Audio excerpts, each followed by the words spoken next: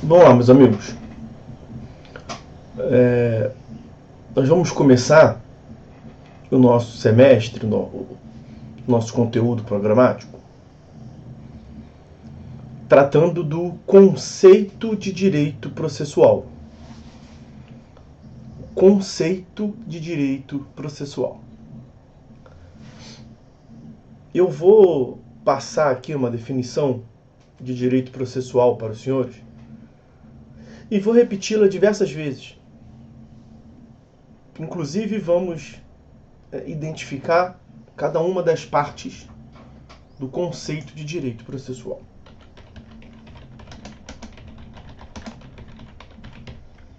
Mais do que analisarmos, sabermos o conceito, naturalmente nós temos que entender o conceito, né?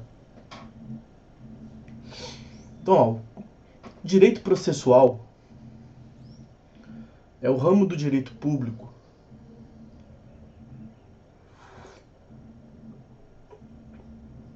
que estuda e regulamenta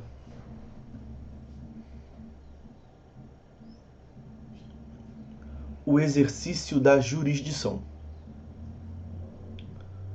Direito processual é o ramo do direito público que estuda e regulamenta o exercício da jurisdição. Então, direito processual, uma vez mais, é o item 1, ramo do direito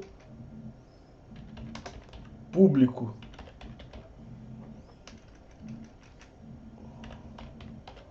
Está aparecendo no chat ali para vocês a primeira parte da definição. É o ramo do direito público. Bom, dentro dessa primeira parte, ramo do direito público, vou até botar as três ali que eu quero destacar. Ramo do direito público, que estuda e regulamenta. Item 3, exercício da jurisdição.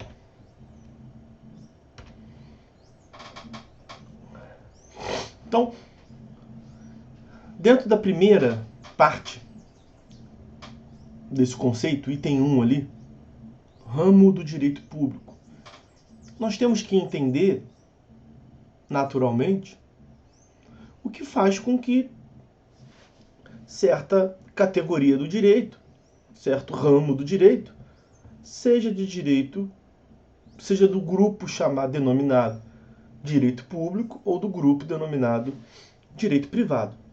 E aí estamos vendo que o direito processual se insere na categoria do direito público. Pois bem, a primeira pergunta, a pergunta anterior, a título mais de curiosidade, não é o objeto exatamente daqui da disciplina, não. Os senhores viram isso em teoria da justiça, ou teoria do direito, introdução ao estudo do direito.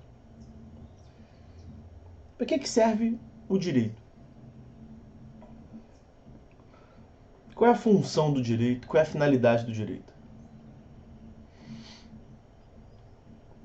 É tradicional a ideia de que o direito serve para disciplinar a vida em sociedade, regulamentar a vida em sociedade.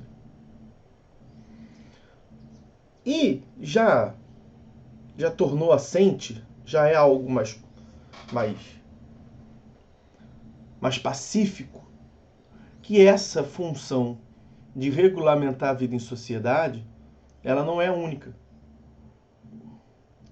O direito tem também a função de transformar a realidade social, transformar a sociedade.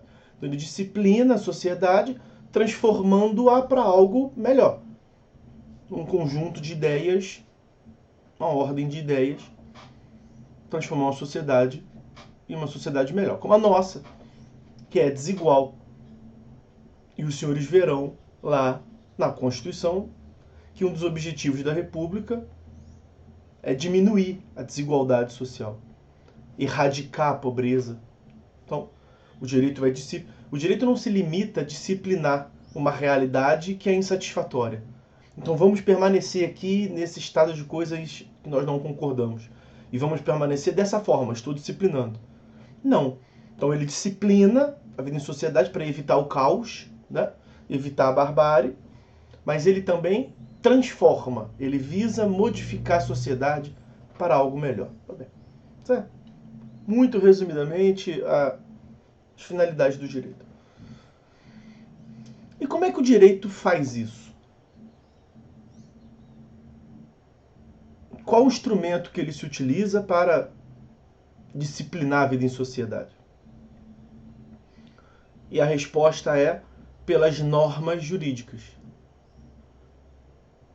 Por um conjunto de normas jurídicas, das mais variadas espécies. Os senhores verão também lá em Direito Constitucional o tópico das espécies normativas, das espécies de atos legislativos. Decreto, lei delegada, lei em sentido estrito, lei complementar, emenda constitucional, Constituição Federal. São as diversas modalidades de normas jurídicas. Essa pergunta que eu fiz, como é que o direito disciplina a vida em sociedade, como é que o direito transforma, qual é o instrumento do direito, há um tempo atrás, e nós vamos tratar disso adiante, hoje ainda ou na próxima aula, lá na formação do Civil Law, logo ali na formação do Estado Liberal, logo depois da Revolução Francesa, em 1789, a resposta a essa pergunta ela era ainda mais simples, era lei, né? Esse princípio da legalidade, que os senhores já devem ter sido apresentado, ele tinha a mesma conotação de que tudo estava representado na lei. Hoje em dia, a ideia é um pouco mais ampla e o direito, a função de regulamentar a vida em sociedade, ela não se esgota na lei, não é apenas a lei o único instrumento normativo que nós temos.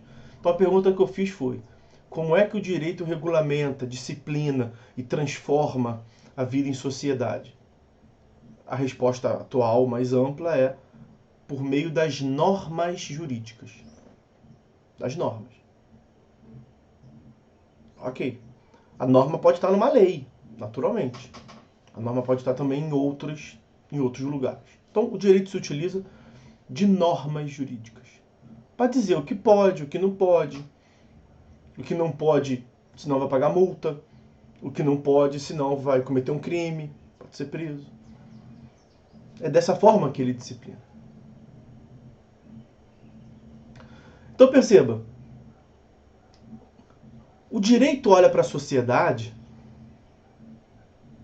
que ele quer regulamentar e ele quer disciplinar, transformar. Ele olha para aquela sociedade e verifica diversas realidades, diversas relações entre os sujeitos da sociedade. Nós temos um camarada que contrata um outro para lhe prestar um serviço. Uma relação com continuidade, né? Uma relação de trabalho. Ele vai regulamentar aquilo. Ele verifica um comerciante vendendo produto para um consumidor. E ele vai regulamentar aquilo. Ele vê alguém tomando crédito com outrem. E ele vai regulamentar aquilo. Ele vê um sujeito que se dedica a perder um tempo estudando, investir um tempo estudando e passar esse conhecimento para os outros. Ele vai regulamentar isso. Então, a sociedade tem vários outros, inúmeros outros, incontáveis outros. Um sujeito que contrai núpcias e se casa com outro. Um sujeito que tem filhos com outro. Tem diversas espécies distintas de relações relações num sentido muito amplo, né? Então eu me relaciono com o meu vizinho. Eu me relaciono com os serviços públicos que são prestados aqui, com o cara da luz. Há uma relação, no sentido amplo. Essa relação que se desenvolve na sociedade, o direito escolhe quais que ele vai regulamentar e disciplinar. Então, é um equívoco afirmar que, como o direito é uma ciência social aplicada, isso realmente é uma ciência social aplicada, é um equívoco achar que o direito regulamenta, disciplina e transforma perdão, que ele regulamenta todas as relações sociais. É um equívoco. O direito não estuda, não é o objeto do direito, portanto, as relações sociais. Não é isso. Para este fenômeno, as relações sociais, como que elas surgem, como elas se desenvolvem, como elas terminam, as interconexões que tem entre agrupamentos, tem um outro ramo, que também é da ciência social aplicada, que é a sociologia, que estuda os agrupamentos sociais e as conexões que se estabelecem nos agrupamentos sociais. O que acontece com o direito é que o direito tem um ponto de contato com a sociedade. O direito está inserido na sociedade. Mas olha como é que é diferente que eu vou falar agora. Qual é a finalidade do direito? Vamos dar um passo atrás, para não perder as ideias. Qual é a finalidade do direito? Regulamentar, transformar a vida em sociedade. Qual é o instrumento que o direito tem? Qual é o ferramental? O que o direito se utiliza? De normas jurídicas. Tá, e as normas jurídicas incidem sobre o quê? Sobre as relações que se estabelecem na sociedade. Então, o grande objeto do direito, na verdade, são as relações jurídicas. O direito olha para a sociedade e escolhe quais as relações da sociedade que ele vai disciplinar. E eu dei aqui vários exemplos. Eu falei de um sujeito que vai se dirige a outro, seja um estabelecimento bancário, seja alguém de sua confiança, e toma dinheiro emprestado. A Mayara pergunta ali, professor, pode mandar o link da aula? Tem gente com dificuldade para entrar. Não, nós não podemos mais mandar o link da aula, tá? Tem que acessar por dentro do sistema. Quem está com dificuldade, pedir para contactar o suporte. Manda um e-mail para o suporte, tá bom? Suporte@Cândido Mendes, algo nesse sentido assim. A informação que eu recebi é que vocês receberam esse comunicado. E aí teve uma ordem para essa semana, a partir dessa semana, não mandar link para ninguém, tá? Isso tem que ser resolvido institucionalmente.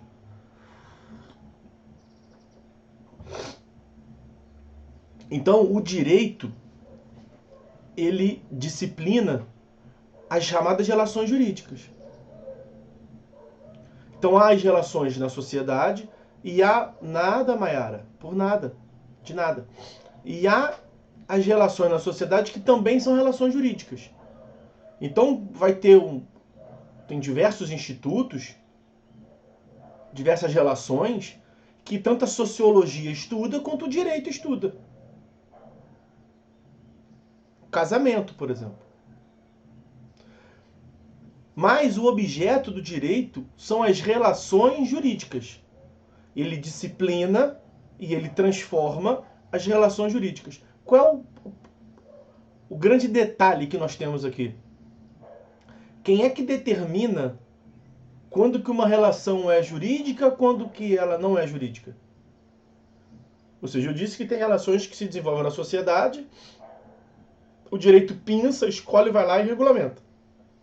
Disciplina. Então ela é uma relação social e ela também é uma relação jurídica. Nós veremos até que tem outras que são relações jurídicas, nascem como relação jurídica porque não tem uma base natural na sociedade. Mas o que é que faz com que uma relação seja jurídica? E a resposta nós já demos também, uma norma jurídica. Uma relação é considerada como relação entre sujeitos, é tida como relação jurídica porque há uma norma jurídica regulamentando-a. Ué, mas quem é que cria a norma jurídica? O direito. Ué, e o objeto do direito são as normas jurídicas. O instrumento são as normas jurídicas. O objeto são as relações jurídicas. E quem define o que vai ser uma relação jurídica é o próprio direito. Sim, é o próprio direito. Percebam que aqui, isso já foi um problema lá atrás. Isso já foi um grande problema. O direito, a verdade é que o direito escolhe o que ele vai estudar. É o direito, por meio das normas jurídicas, que ele, direito, também regulamenta, que vai chegar à conclusão que vai transformar uma relação de social em jurídica. Então, nós temos aqui uma relação que o direito se autoalimenta. É o direito quem decide o que vai ser o objeto do direito. Tem um ramo da ciência que é a epistemologia. Epistemologia é a ciência que estuda as ciências. Vamos dizer. É a mais ampla que temos. Epistemologia. E lá na epistemologia já teve alguma concepção lá, já chegou a prevalecer durante um certo momento, que não é mais a visão atual. Alguns epistemólogos diziam que o direito não é ciência. Porque não poderia isso acontecer.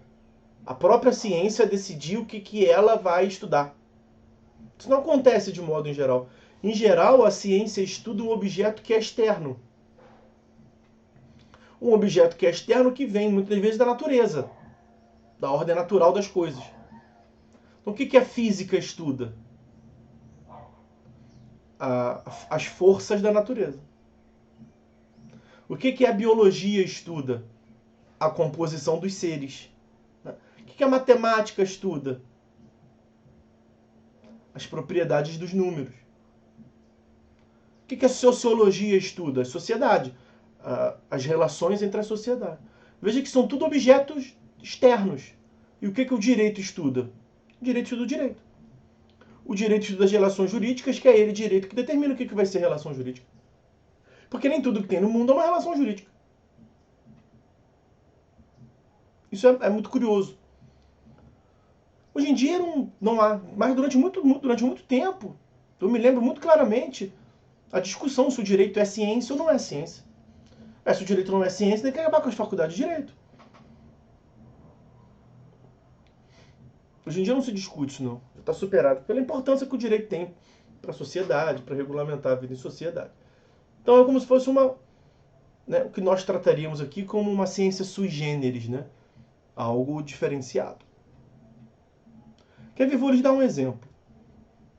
Eu falei ainda há pouco da relação de casamento. Direito disciplina o casamento. Já acontecia em sociedade, né? As pessoas se casavam, homem e mulher se relacionavam desde sempre. Eles tinham lá só o lance e tinha também o casamento desde sempre também. E o direito resolveu regulamentar, em razão da importância que tinha para a sociedade, tanto do ponto de vista religioso, quanto mesmo do ponto de vista de procriação, de desenvolvimento das pessoas, o agrupamento familiar, a família que se estabelece. E aí o direito resolveu, portanto, disciplinar o casamento, já há muito tempo. Então o casamento é uma relação social e também é uma relação jurídica. E é uma relação jurídica porque o direito disciplina, porque tem uma norma jurídica disciplinando. Ok? Mas veja, Tem uma outra relação social que não é uma relação jurídica, quer dizer, é um nada jurídico. Não é relação jurídica porque não tem uma norma jurídica disciplinando, logo é um fenômeno ajurídico. A de não, né? De negação. A jurídico é não jurídico. Fenômeno não jurídico. Que é um namoro. Deixa eu só passar uma informação para Maiara. Maiara, se você estiver falando com os colegas aí que não conseguem entrar, diga a eles que depois que isso for resolvido, e esse problema tem sido resolvido pontualmente, a aula tá tudo gravada aqui, tá? Já botei a aula para gravar hoje, eles podem ver depois. Beleza? Só para evitar que eles fiquem desesperados, preocupados, tá? Mas eu não sei exatamente qual é o e-mail. Eu sei que é suporte arroba, final não lembro mesmo, mas eu acho que é suporte arroba candidomendes.edu.br, tá? Peçam para eles passar o e-mail para que eles tenham ciência e para que o setor lá possa corrigir essa questão, beleza? Vamos voltar. Relação de namoro. O namoro é uma relação não jurídica, ajurídica. É muito comum que a pessoa fale assim, não, professor, mas eu ouvi dizer que tem o tal de um contrato de namoro. Pois é. O contrato é uma relação jurídica. E o contrato de namoro, ele tem a finalidade de demonstrar que aquela relação entre as pessoas que estão namorando, saindo, não é união estável, na verdade. Porque os senhores vão ver lá no direito de família, e a Constituição trata disso, inclusive, que além do casamento há também a união estável. Porque se o casamento tem como finalidade, tem toda uma liturgia, mas tem como finalidade a formação de uma família, há também o direito percebeu que a sociedade tinha um outro fenômeno, que eram pessoas que queriam constituir família, mas não queriam a burocracia de fazer um casamento. Seja do ponto de vista da burocracia civil, seja do ponto de vista religioso. As pessoas querem só juntar o trapo e morar junto, mas tem a mesma finalidade. Então esse fenômeno social foi se mostrando muito importante, e o direito regulamentou, chamado união estável. Pois se o direito regulamentou, passou a ser uma relação jurídica, porque tem uma norma jurídica. Mas continua tendo ainda outro fenômeno na sociedade que é o mero namoro. Então temos o casamento, algo mais formal, temos a união estável, que é próxima do casamento, e temos um nada jurídico, o namoro. Quando se faz um contrato de namoro, o que a parte quer deixar claro é que não tem união estável. Porque o casamento você demonstra por uma certidão, um documento público. A união estável já é algo mais frágil, né? Do ponto de vista de demonstração. Então você pode estar namorando uma pessoa que para você é um mero namoro, para ela virou uma união estável. E aí você pode ter problema. Para não ter problema, você vai ter um problema jurídico. Porque se for considerado união estável, tem os efeitos jurídicos. Pois bem, se faz um contrato de namoro para deixar claro, ambas as partes deixam claro que não querem ter problema e não querem que ninguém venha pensar, nenhuma delas venha pensar que aquilo é uma união estável. Então percebam, isso é muito interessante. Ah, mas professor, mas essas pessoas estão namorando e não pode o rapaz idiota agredir ela? Pode, aí gerou um dano. Aí já é uma outra relação jurídica. Eu estou dizendo que a relação de namoro, ela é um nada jurídico. Então percebam como é que não são todas as coisas na sociedade que são disciplinadas pelo direito, que são relações jurídicas. Ok? Então, fizemos aí essa base sobre o que é o direito, finalidade, instrumento, e o importante aqui é a relação jurídica, ok? Então, o direito estuda, regulamenta, analisa, tem como objeto as relações jurídicas. As relações, e as relações jurídicas eles escolheram, né? Ele que escolhe o direito. Bom, as relações jurídicas, como o nome já diz, ela tem dois sujeitos para se relacionar. Ok? As relações jurídicas podem ser privadas ou públicas. Para que a gente venha a definir o primeiro item ali. Quando é de ramo do direito público, quando é ramo do direito privado. Quando é que as relações jurídicas são de natureza pública, que é o que nos importa aqui. Uma relação jurídica é de natureza pública quando um dos sujeitos nele presente é o Estado. Estado lato sensu.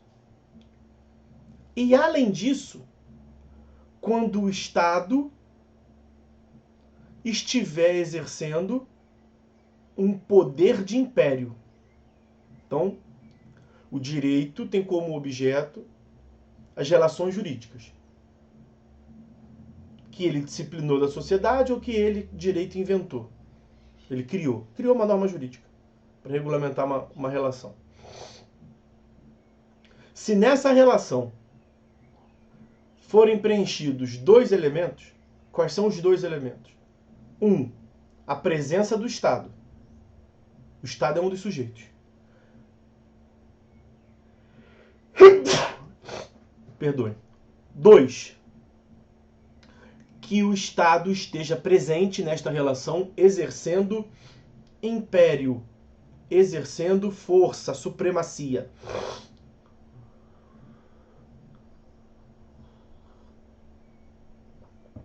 Essa relação será direito público. Então percebam que não basta que o Estado esteja presente. É necessário que o Estado esteja presente exercendo um poder de império seu, que é a maioria dos casos. Percebam. Você imagina que certo município resolve, sei lá, reformar sua sede. Por algum motivo qualquer, ele reformou sua sede, aonde tem um município, aonde tem todas as suas secretarias. Mas o município não pode parar, né? Imagina aí uma obra que vai demorar 6 meses, uma obra que vai demorar 1 ano. O município não pode ficar 6 meses, 1 ano parado. Aí o gestor resolve alugar provisoriamente certas salas comerciais para lá nas salas comerciais alocar as suas secretarias. Ele pode fazer isso? Pode fazer isso. Claro que pode fazer isso. Mas ele exerce, nesse momento, um poder de império ou ele está como se fosse um particular? Imagina, ele procura os proprietários e fala assim, olha, eu quero alugar uma sala, quanto é que você está cobrando? O valor é X. Pô, não diminui não? Você tem quantas salas? Tem várias. Então ao invés de alugar uma, eu vou alugar 10, 15. Então não dá para fazer uma promoção, fazer um ajuste, não? Dá. Dá para diminuir de X para meio X? Tá bom, beleza, pode fazer. Negociação normal, que qualquer um estabeleceria. O Estado está presente nessa relação. O Estado alugou, durante um período de tempo, um ambiente para que possa ali alocar suas secretarias. Essa relação é pública? Não, essa relação é privada. É uma relação atípica. Uma relação privada por um ente público. É possível. Plenamente possível. Na relação pública, não basta, portanto, a presença do Estado. O Estado tem que estar presente, exercendo um poder de império. Aí a relação é de direito público. Ok? Então, uma relação entre dois sujeitos privados. Ela é privada com certeza. Na relação, o Estado está presente. Depende. Se o Estado estiver presente agindo como se fosse um privado, a relação é privada. Se o Estado estiver presente exercendo poder de império, a relação será pública. Ali em cima eu coloquei para os senhores que o direito processual é um ramo. Por que ramo? Porque ramo. É uma ramificação. É como se fosse um galho da árvore. O direito é a árvore. E ela tem várias ramificações. Cada uma dessas ramificações é um âmbito do direito, uma matéria do direito, uma disciplina. Então, o direito processual está no lado da árvore, vamos assim dizer, que é direito público. É um ramo, é um galho, é que ficaria feio falar, né? É um galho. É como se fosse, é uma ramificação. É como se numa árvore tivesse dois lados, o lado direito privado e o lado direito público. E na árvore do direito, o direito processual é um galho que está do lado do direito público. É uma ramificação. Então, é um ramo do direito público. Ok? Por quê? Porque nós temos a presença do Estado na relação jurídica processual. Os senhores verão, no próximo período, eu vou até aproveitar e vou tentar utilizar isso aqui, vamos ver se vai funcionar bem. Tem funcionado muito bem.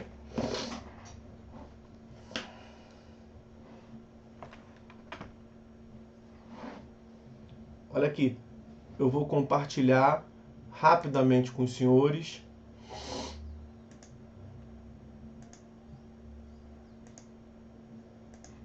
essa tela aqui. Deixa eu ver se vai aparecer para os senhores. Apareceu agora. Os senhores vão ver em TGP2, mas já tem que adiantar aqui minimamente, o que se chama de relação jurídica processual. O que, para evitar a fadiga, né, a lógica do Jaiminho, eu sempre chamo de RJP, Relação Jurídica Processual, conhecida sigla. Relação Jurídica Processual. Veja aqui, ó, relação jurídica, né? E nessa relação jurídica processual, que decorre da obra, os senhores verão isso lá na frente, tá? De um senhor chamado Oscar von Beloff, uma teoria sobre o que é o processo, e ele diz: processo é uma relação jurídica de direito processual. É uma relação jurídica que é distinta da relação de direito material. Então, quando você vai buscar em juízo o pagamento de uma obrigação que não cumpriram, a relação de crédito, a relação obrigacional, é uma relação de direito material. E ela vai resultar em juízo uma outra relação, a relação de natureza processual. Bom, como eu disse, os senhores aprofundarão isso melhor no próximo período. Mas nessa relação jurídica processual, quanto aos sujeitos,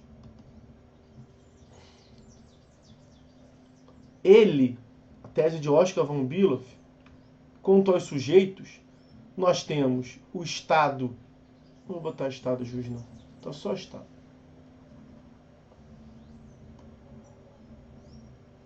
Nós temos o juiz, que é o Estado juiz, o autor e o réu. Então, no processo entre autor e réu, quem vai julgar é o juiz. Essa é a chamada configuração triangular da relação jurídica processual. Os senhores verão isso aqui com bastante frequência. Essa relação que se estabelece entre sujeitos, olha. Um autor, um réu, um juiz. É uma relação simples, vamos assim dizer, né? Só um autor contra só um réu. E um juiz que vai julgar. Juiz no Estado. Percebam que o Estado está presente. O juiz representa o Estado. O juiz exerce um poder do Estado, uma função do Estado. E o juiz está presente nessa relação exercendo império, ó, está acima das partes. Por que ele está nesse vértice aqui, esse triângulo? Por quê? Porque ele tem mais poder que as partes. Então, por conta dessa teoria, ele manda mais que as partes, né? O juiz, quando profere uma decisão, ele não pede que, por favor, o réu cumpra a obrigação que ele estabeleceu. Não é isso, ele manda. Ele determina. Então, por que nós podemos dizer, e eu vou voltar aqui para falar com os senhores, que nós podemos dizer que essa relação ela é de direito público, como eu mostrei para vocês lá? Porque o Estado está presente, representado lato sensu pela figura do juiz, e além do Estado estar presente, ele também está ali naquela relação processual, exercendo força, império, poder. Faz que eu estou mandando, quem manda aqui sou eu. É basicamente isso, né? Pois bem, tudo isso para explicar aquele primeiro tópico ali, ó, que eu vou repetir para quem chegou depois, um conceito muito extenso de direito processual. Nós estamos vendo aqui o conceito de direito processual, como eu coloquei no chat ali. E eu disse que o direito processual é o ramo do direito público que estuda e regulamenta o exercício da jurisdição. Ramo do direito público que estuda e regulamenta o exercício da jurisdição. E falamos ali sobre essa primeira parte do conceito, o item 1 está ali, ramo do direito público.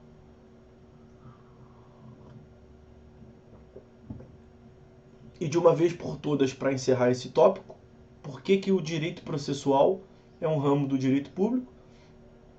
Porque na relação jurídica de direito processual, na relação jurídica de natureza processual, o Estado está presente, exercendo império. Aí vamos para o segundo tópico. O direito processual estuda e regulamenta o exercício da jurisdição. Vamos parar nesse estuda e regulamenta.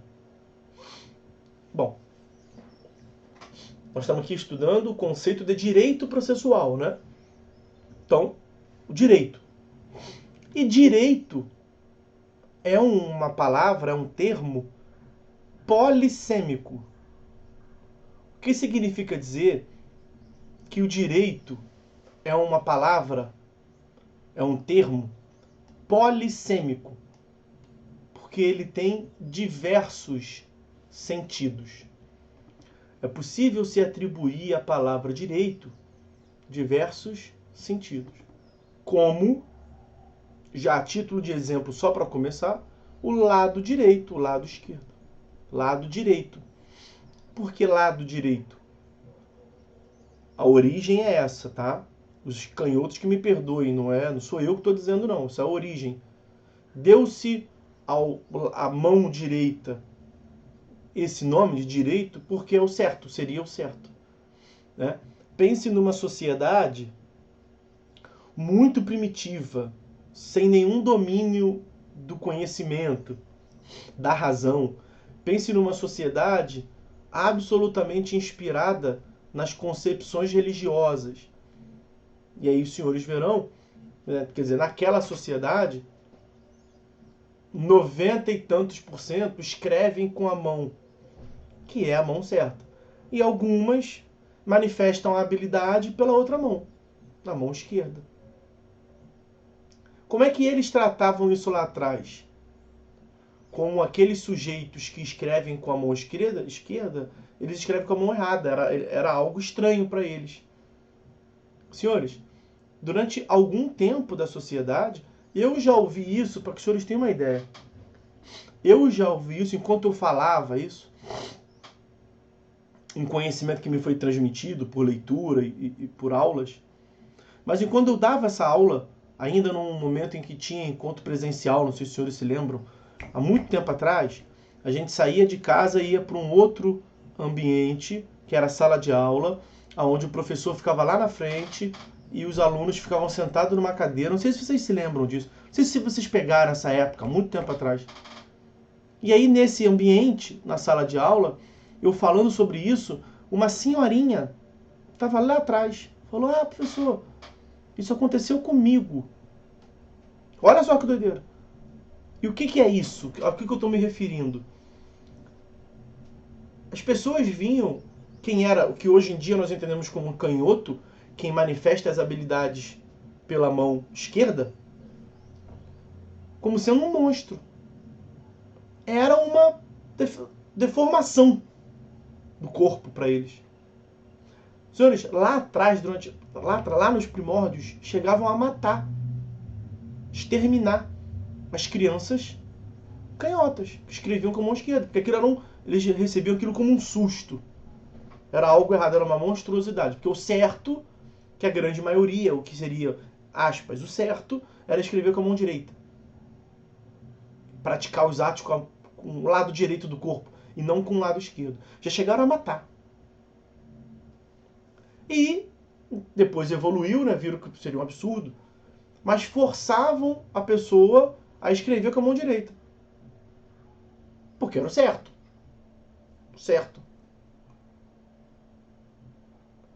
Marcelo diz, período medieval essa de aulas presenciais. Pois é, há muito tempo atrás.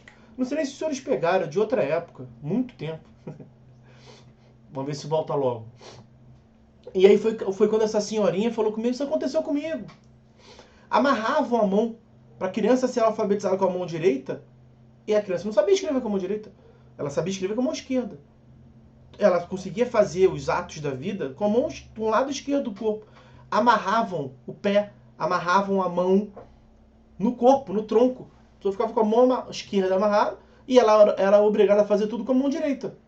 Por quê? Porque aquilo era o certo. Então, o lado direito, tudo que a gente fala, o lado direito, a mão direita, tem o sentido histórico de ser o certo. Porque o direito, o que é direito, sempre teve essa acepção em todas as palavras, em todos os termos que lhe antecederam, a ideia de ser o certo. Porque direito vem da ideia de direct, que é fazer o que é reto. Uma das finais, eu lembro de um piano, quando um jurisconsulto romano, foi definir o que é o direito, o piano, não tem 60 agudo que eu botei não, o piano, quando o piano foi definir o que é direito, ele dizia assim, ó, direito é dar a cada um o que é seu, não prejudicar o próximo e andar em linha reta. O que é andar em linha reta? É não desvirtuar do caminho, fazer o que é o certo. Essa é a ideia, andar em linha reta. E esse andar em linha reta passou a ter o sentido de respeitar as normas jurídicas. Não se desvirtuar, não fazer besteira, não cometer ilícitos, andar em linha reta. E o lado direito, andar em linha reta é fazer o certo, portanto, né? Direito tem essa ideia de direct, reto, rect. Direito, uma pessoa direita. Então, é um cara direito, é um cara... Significa que é o lado certo. Vejam, não vou nem fazer considerações políticas, mas lá atrás, não estou falando de hoje, mas muito lá atrás, quando você fala que tal partido é da direita, é que ele tem um alinhamento com o governo, pensamento mais próximo da... E o esquerda é mais revolucionário, né? Então, veja, sem considerações políticas, não tem nada a ver com isso, estou falando de hoje em dia, estou falando das questões da origem dos termos. Direito sempre foi associado com ser o certo, fazer o que é o certo. Esse é um dos sentidos do termo direito. Só para matar aqui a questão do esquerdo, uma curiosidade, como é que nós chamamos um bom jogador de futebol ou um bom aluno que chuta a bola ou que escreve com a mão esquerda? Canhoto, né? Não é o canhoto? Hein? Canhoto? E o que significa a palavra canhoto? Não é o sentido esse de manifestar habilidades com a mão esquerda. Não. Estou falando da... Me fugiu o nome do termo. Porque veio epistemologia. Eu acabei de falar epistemologia, não é epistemologia. É alguma logia, não é logia, que é a origem das palavras. Não é filologia também, não. Não vou me devagar aqui tentando lembrar isso. Etimologia. Boa, Carolina. Obrigada. Exatamente essa, etimologia. Aqui é na etimologia, a origem das palavras. Eu acho isso fantástico. Eu sou alucinado por isso. Etimologia, eu adoro etimologia. Espero que você goste também, Carolina. Etimologia, eu Sou aficionado pela etimologia. E o que é canhoto? O que nós falamos canhoto para lá e para cá, mas canhoto vem da língua espanhola. E canhoto em espanhol é sinônimo de diabo. Sem brincadeira. Sem brincadeira. Se tiver um canhoto aí me ouvindo, por favor, não tem nada a ver contigo não, tá? E eu não estou falando que eu concordo, mas é a origem. É uma monstruosidade, é algo diferenciado, isso é coisa do capeta. Ah, isso aí é coisa do capeta. Por que meu filho escreve é diferente dos outros? Por que meu filho não é direito? Isso é um canhoto. Canhoto é, em um dos sentidos, sinônimo de diabo. Porque os senhores têm uma ideia. Então, tudo isso começou porque eu comecei dizendo que o direito é uma palavra polissêmica. Ele tem vários sentidos. E veja como é que o direito, no sentido mesmo mais jurídico, tem essa ideia que eu mencionei ainda há pouco. A gente não perde tempo com nada. Uma besteira ou outra a gente fala, né? Mas tudo lá tem uma certa conexão. Veja como é que o direito tem mesmo essa ideia de andar em linha reta. Ele disciplina a sociedade mostrando o que pode fazer. Andar em linha reta, seguir o certo. E o que não pode fazer, os ilícitos e as consequências que daí derivam, né? Pois bem, mas em outros sentidos mais técnicos, vamos assim dizer, da palavra direito, o direito pode ser entendido como ciência, a ciência do direito. O direito pode ser entendido como uma posição jurídica de vantagem, que é o fato de você ter o direito. É uma conotação subjetiva, vamos assim dizer, né? Você tem o direito àquela prestação. O credor tem o direito de receber a prestação do devedor. Os senhores verão isso em direito civil. Então, o credor tem uma posição jurídica de vantagem. Não é todo mundo que tem. Naquela posição de cobrar aquela dívida é só aquele sujeito. Então, isso é uma leitura subjetiva. Eu tenho esse direito, né? Que alguns gostam de encher a boca para dizer. Nossa sociedade gosta muito de saber os seus direitos, mas falta um pouco entender também os deveres. Mas direito, as pessoas têm lá os seus direitos, né? E o direito pode ser entendido também como um conjunto de normas. O direito processual, o direito civil, o direito penal, o direito trabalhista. Um conjunto de normas. Direito não tem como instrumentar a norma e nós não vamos ramificando em vários ramos, em vários galhos dessa árvore. Então nós temos lá um conjunto de normas que tratam sobre aquela matéria, sobre aquelas relações que estamos a disciplinar. Então o direito pode ser, no sentido mais técnico aqui, tem outras opções. Tem outros sentidos. Mas no sentido mais jurídico, pode ser uma ciência, ciência mãe, a ciência do direito. Pode ser um conjunto de normas, como pode ser uma posição jurídica de vantagem. A gente estuda o direito por meio de um certo emaranhado de normas do direito. E é possível que uma pessoa ou outra tenha um certo direito. Então nós temos uma visão do direito enquanto ciência, do direito no sentido objetivo enquanto conjunto de normas, e no direito enquanto sentido subjetivo, a pessoa ter o direito. Pois bem, no direito processual, assim, nos direitos de modo geral, o estudo e a regulamentação, que é o que aparece ali em cima para os senhores, eles andam lado a lado, né? Há uma relação entre estudo e regulamentação, eles se interconectam, uma relação de retroalimentação.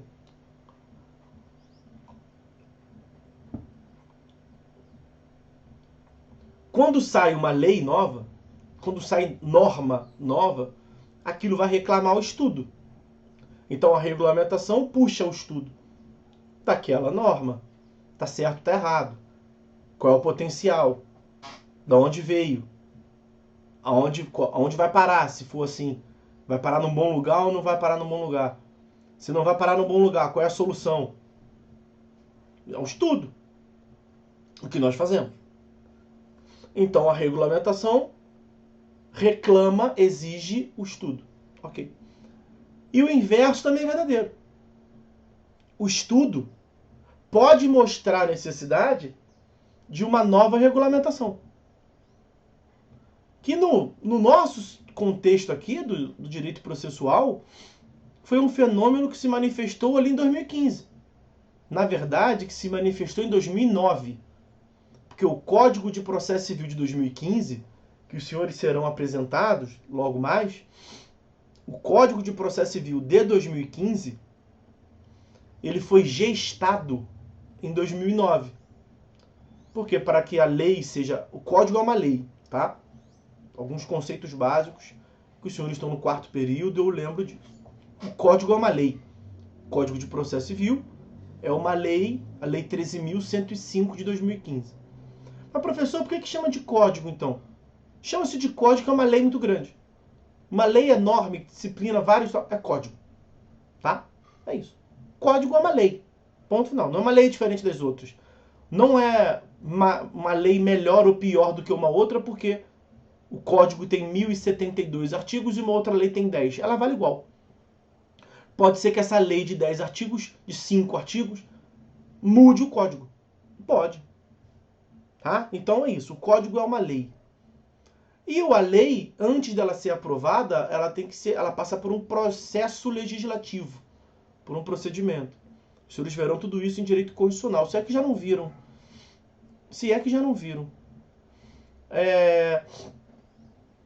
Então, lá em 2009, se deu início ao projeto, chama-se de projeto de lei. Né? Antes da lei ser aprovada, ela fica na Câmara e no Senado, tramitando como projeto de lei. Lá em 2009, se deu início ao projeto de lei, que veio aí em 2015 ser aprovado. Ficou 6 anos tramitando no Congresso. Que passa por uma casa, tem que ser aprovada numa casa, passa por outra casa. Os senhores verão esse processo legislativo em direito constitucional. E foi bem num período em que eu estava fazendo o meu mestrado e meu doutorado. Esses 6 anos foi no interregno que eu estava ali fazendo meu mestrado e fazendo meu doutorado. O que para mim foi muito bom, eu fiz uma disciplina na UERJ, que era um grupo de pesquisa sobre o novo CPC. Projeto ainda do novo CPC. Os potenciais, os erros, os acertos. A gente estava investigando isso. Isso foi muito enriquecedor, foi maravilhoso, foi ótimo. Ao mesmo tempo que foi ótimo, foi péssimo, foi tenebroso, Porque imagina o trabalho que eu estava fazendo meu mestrado, depois estava fazendo meu doutorado, e estava pelo meu orientador, naturalmente, sendo sugado por essa atividade. Né? Então, como tudo na vida, tem os dois lados. Né? Foi muito bom e muito ruim, deu muito trabalho, mas ajuda muito a conhecer o código. Né? Então, é um período de tempo que você investe. Né? Você investe o seu tempo para colher depois os frutos. Pois bem, então o código é uma lei como outra qualquer. E esse código, ele foi lá em 2009 iniciado a sua discussão, o seu projeto. Por quê?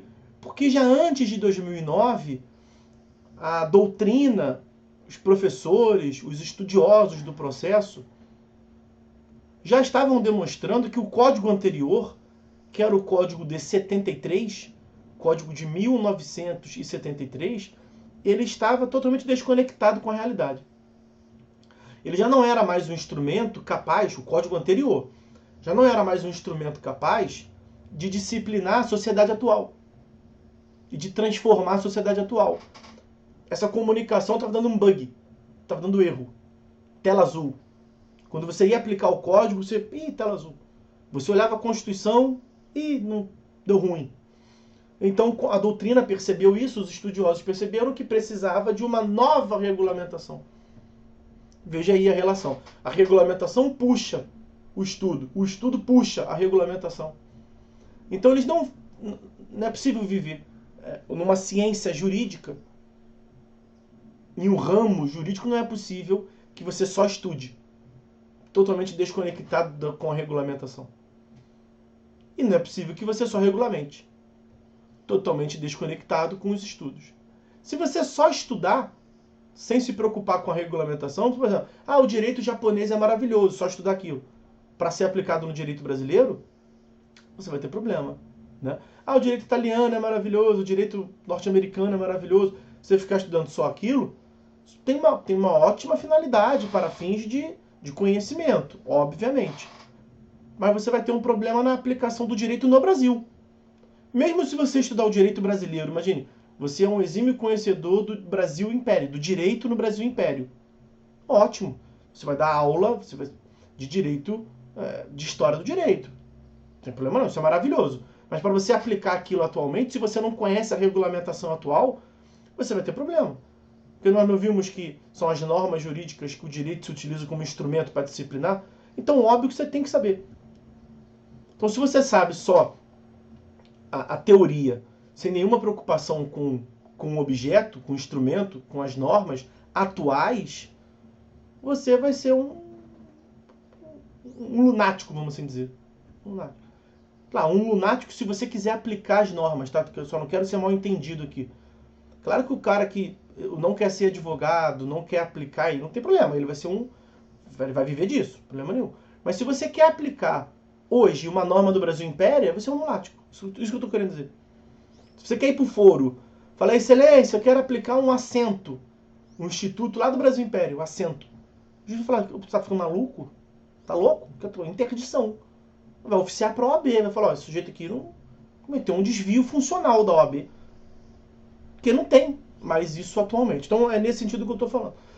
E se também você se preocupar só com a regulamentação, só com as normas, sem uma base científica, sem um estudo anterior, isso é ditadura. O sujeito que está no poder e bota o que ele quer. Por quê? Porque eu quero.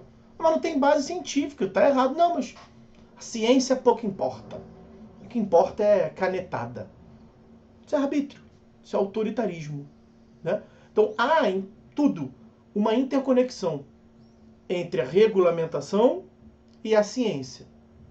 Ok? Leonardo traz uma contribuição ali, deixa eu ver. Professor, pode-se dizer então que a teoria do processo estuda o direito objetivo não apenas, né?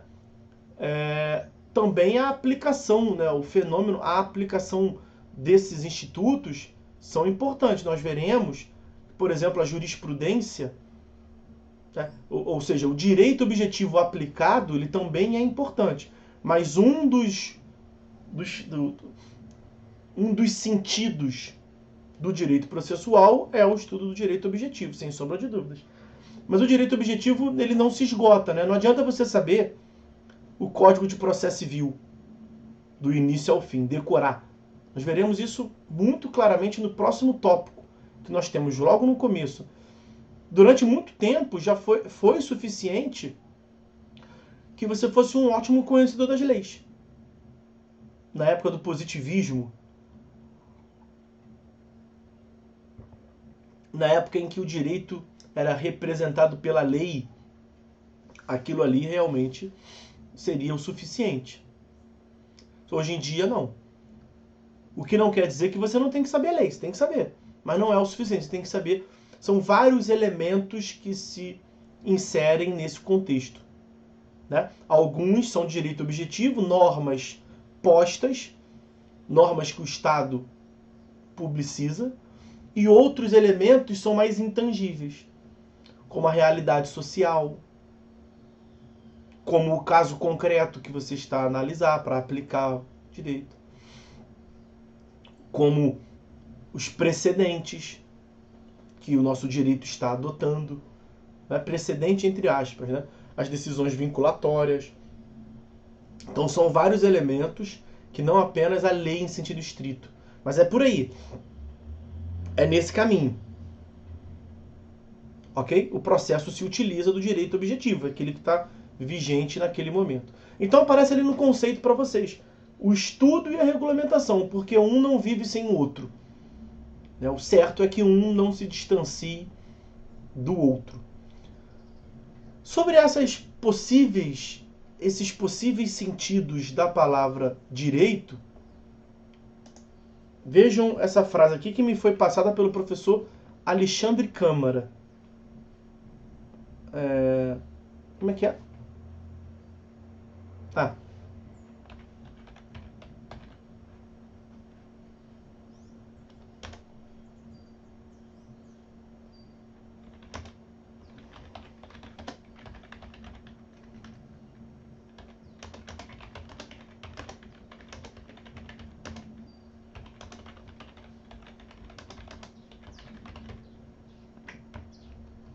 Olha aí. Proibir de estudar direito a quem tem esse direito é contrário ao direito. Veja como é que a palavra direito aparece 3 vezes, em sentidos distintos. Vejam, inclusive, que a primeira palavra direito, o primeiro termo direito, está grafado com a letra maiúscula e os outros com a letra minúscula. Então, olha lá, proibir de estudar direito é a ciência do direito. A ciência do direito é com D maiúsculo. Os senhores serão formados lá na frente em direito, com D maiúsculo. Os senhores cursaram a faculdade de direito. Então, proibir de estudar direito a quem tem esse direito, olha, quem tem, um sujeito que tem. Porque alguns podem ter o direito e outros não. Quais são os outros não? Quem não está matriculado na faculdade, por exemplo, né? Vejam, lá naquele ambiente muito antigo, em que nós nos dirigimos até o edifício da faculdade, para ali ter aula, dar aula e ter aula.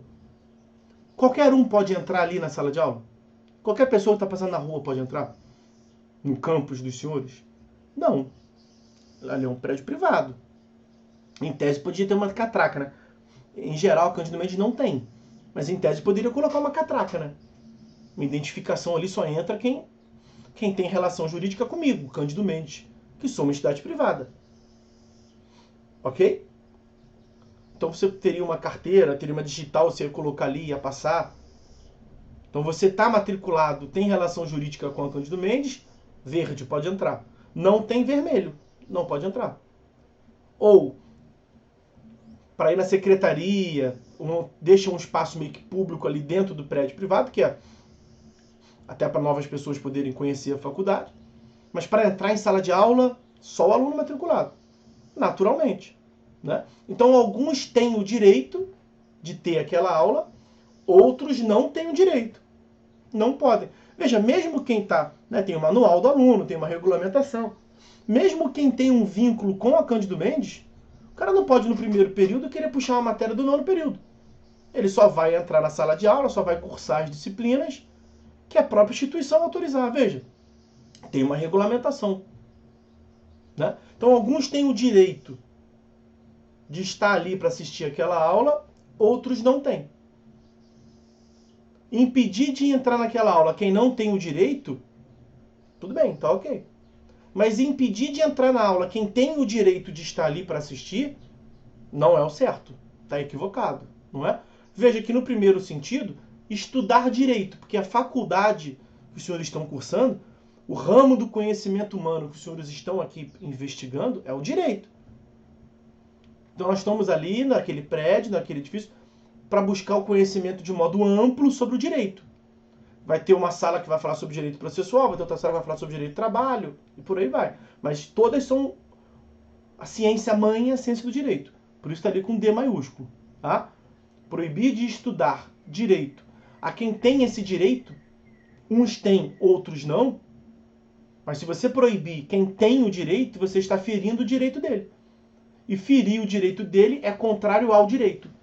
Esse último direito que aparece ali é o direito objetivo. É o direito positivado. Né? Vai ferir as leis de diretrizes básicas da educação. Vai ferir o Código de Defesa do Consumidor. Há uma relação de consumo, juridicamente dizendo. Né? Eu acho que academicamente não tem essa questão de consumidor, né? Na relação acadêmica. Mas há uma relação evidente de vocês estão consumindo um serviço que a faculdade presta. E a faculdade não poderia te proibir. Imagina se tiver um segurança ali que não deixa você entrar. Eu falo, como assim? Eu estou matriculado. É meu direito estar aqui para assistir essa aula. Igual os outros alunos estão lá assistindo, eu tenho também que assistir. Então, se isso acontecer, estão ferindo o seu direito, estão lhe gerando um dano, isso é ao contrário ao direito. Vejam, proibir de estudar direito, com D maiúsculo, direito enquanto ciência. Há quem tem esse direito, direito subjetivo, uns têm, outros não. É contrário ao direito objetivo, ao conjunto de normas que incidem naquele caso. Vejam como é que tem essas conotações. Beleza? Então, tá visto ali, meus amigos, o segundo item. Estuda e regulamenta. Mas estuda e regulamenta o quê? Vimos a finalidade do direito, de um modo geral. Demos um passo atrás, fomos lá para o primeiro e segundo período. Mas agora falando do direito processual. O direito processual se dedica a quê, afinal de contas? Ele é um ramo do direito público, porque o Estado está presente exercendo império. Ele estuda e regulamenta o quê? O direito, não o direito mais D maiúsculo, é o direito processual. Direito processual com D minúsculo. É um ramo do direito. Uma ramificação do direito. Está ali a resposta, lá em cima, né? O exercício da jurisdição. O exercício da jurisdição. Veja, o principal instituto do direito processual, durante muito tempo isso foi uma unanimidade. Hoje em dia tem uma certa divergência, né? Uma mínima divergência, tem quem pense distinto, de forma diferente disso, mas prevalece o entendimento, a posição majoritária, é que o principal instituto do direito é a jurisdição. Eu vou trazer aqui de novo a minha mesa digitalizadora. Eu vou, uma vez mais, compartilhar com os senhores a tela, só um momentinho. Agora está com 19 alunos, aumentou bem o quórum. Aumentou bem. No comecinho tinha 5 apenas.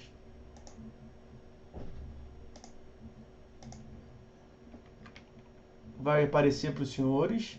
Apareceu. Vimos essa primeira tela, agora eu quero ver com os senhores isso aqui, olha. Algo que eu já mencionei na primeira aula, né? Nós temos um instituto que é o direito de ação, que é o pontapé inicial, é o que dá início ao processo. Temos justamente aqui o processo, a ação, né, deu início ao processo. E ao final nós teremos o exercício da jurisdição. O direito processual, ele estuda tudo isso, tá? Não se enganem. Não é que o direito vai estudar só a jurisdição. O direito processual estuda o direito de ação. O direito processual estuda o processo, naturalmente. E o direito processual estuda também a jurisdição. O que o conceito está dizendo é que tudo gira em torno da jurisdição. Nós estudamos e regulamentamos a jurisdição. Dito de uma outra forma, o modo pelo qual se exerce jurisdição. E o direito de ação, a título de exemplo, ele se relaciona com a jurisdição. Nós falaremos disso. Uma das características da jurisdição já é um outro tópico, tá? Vamos voltar a isso. Mas só para os senhores entenderem aqui. Uma das características da jurisdição é a inércia da jurisdição. A jurisdição é inerte. Então, o juiz, artigo 2º do CPC. Artigo 2º do CPC. Quando eu não colocar ali o diploma legislativo, tá? Não sei se eu falei isso com os senhores na última aula. Quando eu não colocar ali o diploma, é porque é o CPC. Nosso diploma base é o CPC. Então eu não coloco vírgula CPC, vírgula CPC. Filosofia do Jaiminho, para poupar espaço na tela também. Quando for qualquer outro diploma, se fosse a Constituição, eu colocaria vírgula CF. Né? Se for o Código Civil, vírgula CC, as siglas. Beleza? Quando tiver só o número, é o CPC. Então a inércia da jurisdição está lá no artigo 2º do CPC. E nesse artigo 2º do CPC, nós temos lá a previsão de que o Estado não pode dar início aos procedimentos. Ele depende de uma provocação da parte interessada. Opa, provocação da parte interessada? Como é que a parte provoca? Pelo direito de ação. Olha o nome, direito de ação. É de fazer agir. Então, no direito de ação, o demandante, né, que aqui nós podemos chamar de autor, o autor tira o Estado juiz da inércia. O Estado juiz da inércia. Para que o Estado juiz preste jurisdição. Então, o autor pede que o Estado, por meio do processo, preste jurisdição. Como é que o autor tira o Estado da inércia? Como é que ele dá início ao processo? Pelo direito de ação. Então veja como é que há um link em direito de ação e jurisdição. O direito de ação existe para pedir, para solicitar o exercício da jurisdição. E o processo? O processo é a mesma coisa. O processo é um caminho, né? A jurisdição é como ponto inicial. Eu costumo dizer assim, a ação é o ponto inicial, né? Numa linha de ônibus, é o ponto inicial. Eu também costumo dizer que a ação é como se fosse a pergunta. O autor fala assim, olha, excelência, eu acho que eu tenho razão nesse ponto aqui. Me diga aí, julgue aí se eu tenho razão ou não. E aí, por consequência, a jurisdição, ela é, na analogia lá com o ponto de ônibus, o ponto final, e ela é também a resposta à pergunta que é formulada. Veja como é que há um link entre o ponto inicial, entre a pergunta e o ponto final e a resposta, respectivamente. Direito de ação está conectado com a jurisdição. Mesma coisa o processo. O processo é esse caminho. É o itinerário do ônibus, vamos assim dizer, da linha de ônibus. Ponto inicial, ponto final. O processo, um dos sentidos da ideia de processo, não sei se os senhores lembram, eu falei ainda há pouco da relação jurídica processual, que era uma das teses sobre o processo. Ainda é uma tese muito válida. E uma outra tese sobre processo, o que equivale a dizer que é um outro sentido possível do processo, é a ideia de procedimento. No processo, há um procedimento em contraditório. Falaremos melhor do contraditório adiante. Mas um procedimento em contraditório. E o procedimento equivale a esse conjunto de atos que vão se praticando aqui. Esse conjunto de atos significa o procedimento. Então, uma das formas de se compreender o processo é afirmando que nele há, como realmente há, um procedimento. Deixa eu ver aqui, porque eu acho que deu uma travada aqui no negócio.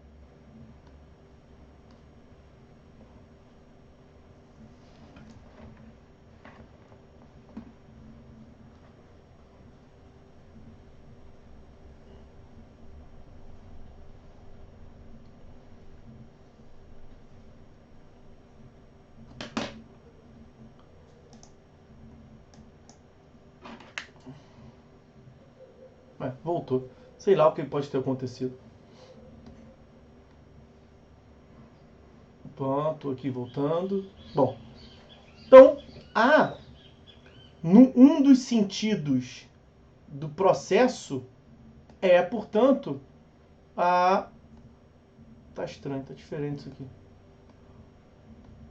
Bom, um dos sentidos do processo é, portanto, um procedimento. Vou citar aqui alguns atos que talvez os senhores tenham ouvido falar. Petição inicial, audiência, pode ser um desse aqui, contestação, pode ser um desse aqui, prova, pode ser um outro desse aqui. tudo que os senhores verão no momento oportuno, tá? Mas cada um desses tracinhos aqui, são atos, que podem ser esses aqui que eu mencionei, eles, numa visão geral, eles compõem um procedimento. A audiência é, por exemplo, um ato da sua visão singular. Mas ela é um ato que está inserido dentro de um procedimento. E uma das formas de compreender o processo é como sendo um procedimento. E ele é um procedimento, essa sequência de atos aqui, elas têm qual finalidade? Qual é, afinal de contas, a finalidade desse procedimento? A finalidade é que, ao final, se exerça jurisdição. Então, também o processo está associado à ideia de jurisdição. É muito comum se ouvir falar, é corriqueiro se falar, da tese da instrumentalidade do processo. O que significa a instrumentalidade do processo? Significa dizer que o processo não é um fim em si mesmo. Já houve época, a época do formalismo processual, em que a finalidade do processo era apenas saber o processo. Isso não é mais assim. Porque a finalidade do processo é servir como um instrumento para o exercício da jurisdição. Então, os conceitos de modo geral, os institutos do direito processual giram em torno da jurisdição. Daí, meus amigos, que é ela que aparece no conceito para os senhores. Eu vou voltar aqui para a tela com vocês, até para que eu possa ver se tem alguma dúvida, alguma coisa no chat. Não, não tem. Então, nós definimos o direito processual. Vamos avançar com a disciplina.